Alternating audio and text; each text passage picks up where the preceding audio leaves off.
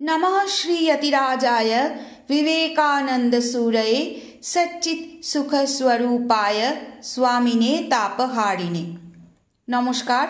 দিব্যত্রয়ীর অপার কৃপায় ভগিনী নিবেদিতা রচিত অমর গ্রন্থ the master as I saw হিমের বঙ্গানুবাদ স্বামীজিকে যেরূপ দেখিয়াছি গ্রন্থ পাঠের 12তম পর্বে আপনাদের স্বাগত জানাই।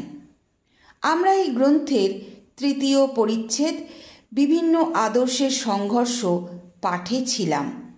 পৃষ্ঠা সংখ্যা 28।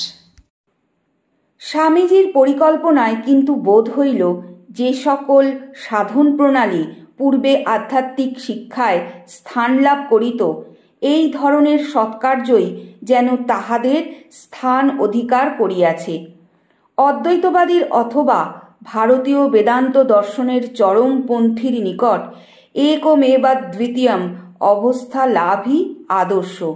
এই অবস্থায় যিনি উপনীত হইয়াছেন তাহার পক্ষে উপাসনা অসম্ভব, কারণ তাহার নিকট উপাস্য বা উপাসক কেহই নাই এবং সকল কর্মই সেই সর্বব্যাপী একত্বের তুল্য বিকাশ বলিয়া কোনো কর্মকেই বিশেষভাবে উপাসনার যোগ্য বলিয়া পৃথক করা যায় না।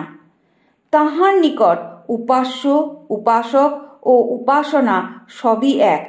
তথাপি অদ্বৈতবাদীও স্বীকার করেন যে ভগবদ্গুণ বর্ণনা ও প্রার্থনা দ্বারা সাধকের চিত্তশুদ্ধি হয়, কারণ স্পষ্টতই বোঝা যায় যে অন্য কোনো উপায় অপেক্ষা ঈশ্বর চিন্তা দ্বারা অহং জ্ঞান সহজে দমন করা যায়। এই কারণে উপাসনা উচ্চতর আধ্যাত্মিক বিকাশের প্রথম সোপান বলিয়া বিবেচিত হয়। কিন্তু স্বামীজি কর্ম বা মানব সেবাকেও অনুরূপ স্থান দিতেন বলিয়া বোধ হয়। চিত্তশুদ্ধির অর্থ স্বার্থপরতা নিঃশেষে দগ্ধ হইয়া যাওয়া। উপাসনা ব্যবহার করা বা কাজে লাগানোর বিপরীত, কিন্তু সেবা বা দানও ইহার বিপরীত ভাব। এইরূপে তিনি অপরকে সাহায্য দান ব্যাপারটি পবিত্রতা মণ্ডিত তো করিলেনই, অধিকন্তু মানবের নামও পবিত্র করিলেন। এমনকি আমি একজন শিষ্যের কথা জানি, সংঘ জীবনের প্রথম দিকে যাহার হৃদয় ভক্তিভাবে এরূপ পূর্ণ হইয়াছিল যে তিনি কুষ্ঠ ব্যাধিগ্রস্ত লোকদের যন্ত্রণা উপশম করিবার জন্য তাহাদের ক্ষতস্থান চুষিতেন। পীড়িতের শুশ্রূষা ও দরিদ্রকে আহার্য দান বস্তুত প্রথম হইতেই শ্রীরামকৃষ্ণ সন্তানগণের স্বাভাবিক কার্য ছিল, কিন্তু স্বামী বিবেকানন্দ পাশ্চাত্য হইতে প্রত্যাবর্তন করিবার পরে ওই কার্যগুলি বিপুল আকার ধারণ করে। অতঃপর ওই সব কার্য জাতীয় দৃষ্টিভঙ্গিতে দেখা হইত।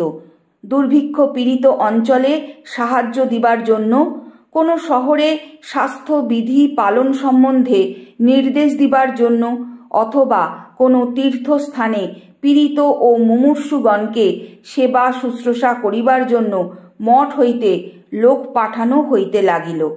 একজন মুর্শিদাবাদে একটি অনাথাশ্রম ও শিল্প বিদ্যালয় খোলেন, অপর একজন দাক্ষিণাত্যে একটি শিক্ষাকেন্দ্র স্থাপন করেন। স্বামীজি বলিতেন, ইহারা হইল ধর্মবাহিনীর জঙ্গল সাফ করা ও রাস্তা তৈয়ারি করার দল, স্যাপার্স অ্যান্ড মাইনার্স। তাহার পরিকল্পনা কিন্তু ইহা অপেক্ষা অনেক ব্যাপকতর ছিল। ভারতীয় নারীগণের শিক্ষা বিধান এবং দেশের মধ্যে শিল্প শিক্ষা বিস্তারের আকাঙ্ক্ষা তাহার সমগ্র মন প্রাণ অধিকার করিয়াছিল। পরার্থে কর্ম করিবার প্রবৃত্তি যে কত গুণ দুঃখ বৃদ্ধি করে তাহা ভুক্তভোগীরাই বুঝিতে পারেন।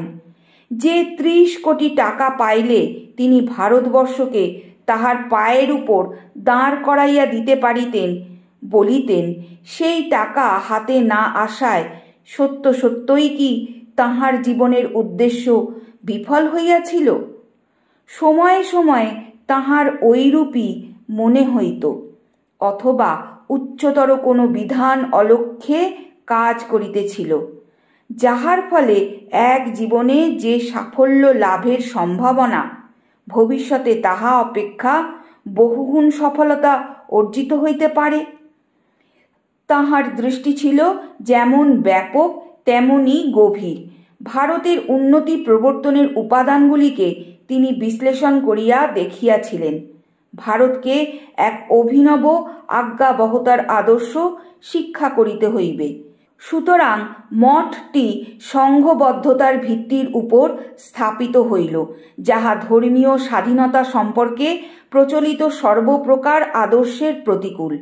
হাজার রকমের নূতন ও নিত্য ব্যবহার্য জিনিসকে ধীরে ধীরে আত্মসাৎ করিয়া লইতে হইবে। অতএব যদিও তিনি নিজে অত্যন্ত সাদাসিধাভাবে থাকিতে অভ্যস্ত ছিলেন, 2-3টি ঘর আসবাবপত্রে সাজানো হইল। মাটি খোঁড়া, বাগান করা, দাঁড় টানা, ব্যায়াম ও পশুপালন প্রভৃতি ক্রমে ক্রমে তাহার নিজের এবং নবীন ব্রহ্মচারীগণের জীবনের অঙ্গরূপে পরিণত হইল। কূপ খনন অথবা পাউরুটি প্রস্তুত করার সমস্যা সমাধানের জন্য পূর্ণ উৎসাহের সহিত তিনি দীর্ঘদিন ধরিয়া পরীক্ষা নিরীক্ষার ব্যাপারে যোগদান করিতেন। তাঁহার জীবনের শেষ চড়ক পূজার দিনে একটি ব্যায়াম সমিতি মঠে ক্রীড়া প্রদর্শন ও পুরস্কার লাভের জন্য আসে। ওই উপলক্ষে স্বামীজি বলেন, তাঁহার ইচ্ছা এই হিন্দু পার্বণটি খ্রিস্টানদের লেন্ট স্থানীয়, অতঃপর বিশেষ বিশেষ ব্যায়াম প্রদর্শন দ্বারা যাপন করা উচিত। তাঁহার মতে যে শক্তি এতদিন ধরিয়া শরীর নিগ্রহে ব্যয়িত হইয়া আসিয়াছে, অতঃপর বর্তমান অবস্থার পরিপ্রেক্ষিতে উহাকে পেশিসমূহের উন্নতিকল্পে নিযুক্ত করিলে যথার্থ সদ্ব্যবহার হইবে। আজ পাঠের এখানেই বিশ্রাম। ওং পরতত্ত্বে সদা লীনো রামকৃষ্ণ সমাজ্ঞয়া यो धर्म स्थापनरतो वीरेशं तं नमाम्यहम्।